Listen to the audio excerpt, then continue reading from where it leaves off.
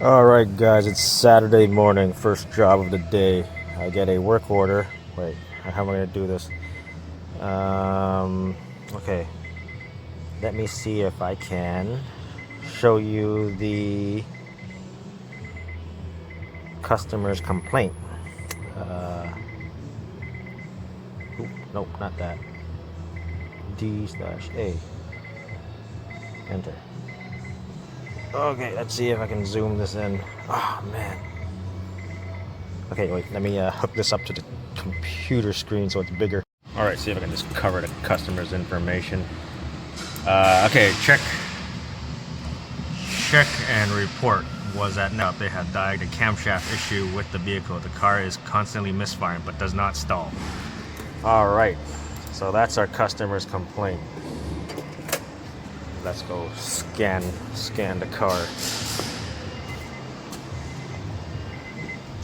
I just had to cut that out because I completely showed the customer's information. But yeah, so this was a carryover from yesterday, and yeah, because apparently we're super busy here. This is my first job of the morning. Shift to park. Yep. Turn the ignition off. Back on. Gonna let it do its scan. It's gonna take a while, so. Alright, and we are back. You can see the full list of codes. This is a 2010 Accord. Ignition coil circuit malfunction. Temporary codes. Let me see what else is on here. Yeah, ABS will set the code for PCM when it has a code set in the PCM. Yeah. So we're looking at these ignition coils. Yeah, okay. Let's take a look underneath the hood. Thought I'd check the dipstick, right? And of course, no oil on the dipstick. Let's check the, let me take a look at the, what do you call it? The oil life on the dash. What's my oil life? Okay, it's 70%. I guess it might have had an oil change at some point, but it's completely nothing on the dipstick. Okay, let's go back underneath the hood. Taking a quick peek. Oh man, okay.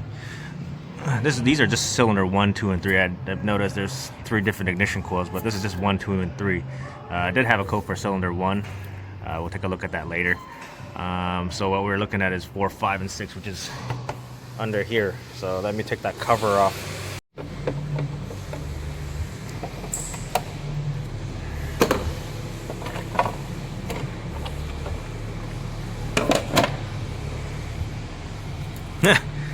It's just unplugged. What the hell?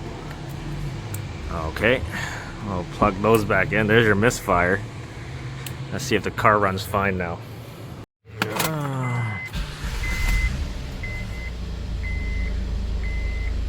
I can still feel a miss,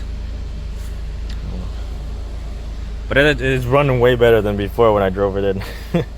3 ignition coils not firing, man. Surprisingly, it ran at all. Okay, let's go to systems. I still think I might have that cylinder 1 misfire still. So let's take a look. PGMFI. It's data list.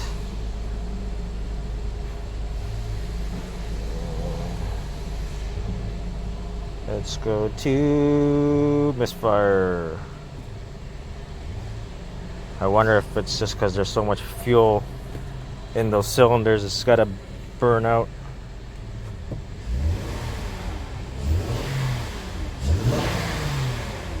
Let's refresh. See if the. Usually they cut the injectors if those cylinders have detected a misfire. So yeah, I guess that first startup when it was kind of shaky. Now they stopped counting up, so you don't see much. Yeah, they're not counting up anymore, so now it's smooth. Okay. Let's see how low that oil is on the dipstick. But man, if that's all it came in for, because they freaking forget to plug in the ignition coils, man. That's such a waste of the customer's time. Okay, I'll see how much oil it takes. Do that is I just, put a liter in, check the dipstick, see how much it goes up on the dipstick, and I just keep adding it, and then I'll tell you how much is low. Okay, so topped up the oil. It took about 2 liters, right?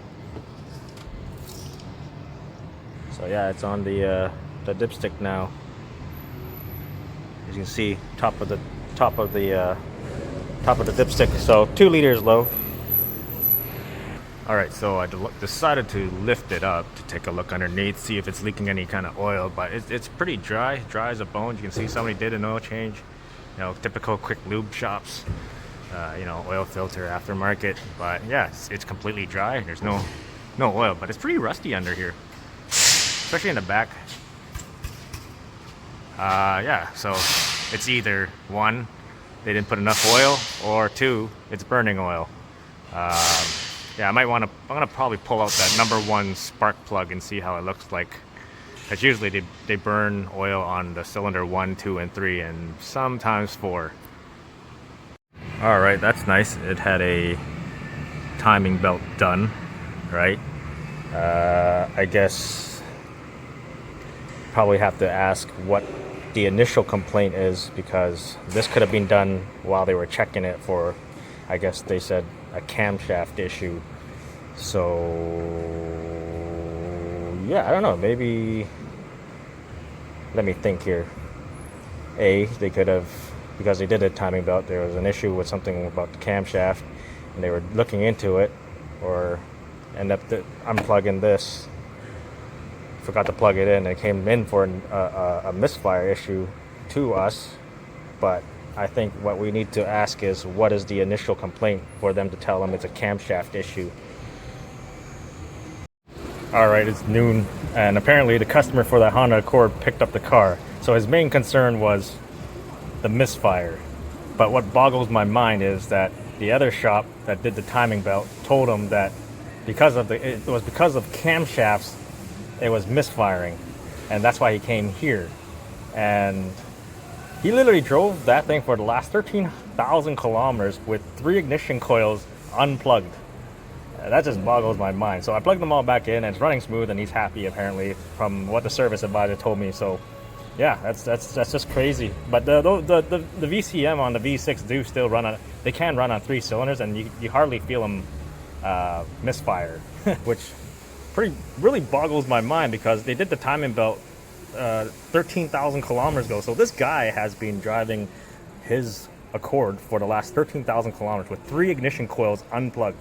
And yeah, he said that it just misfires, but it does run fairly smooth, because it is a VCM motor and it does run on 3 cylinders, but not it doesn't disable the front cylinder 4, 5, and 6. It disables the 1, 2, and 3 in the back to run on 3 cylinders. So, and it has active engine mounts to prevent them to dampen vibrations and stuff. So yeah, that just boggles my mind that something like that happened. Running for the last 13,000 kilometers on 3 cylinders. I bet you now he's going to complain that his fuel economy is even worse.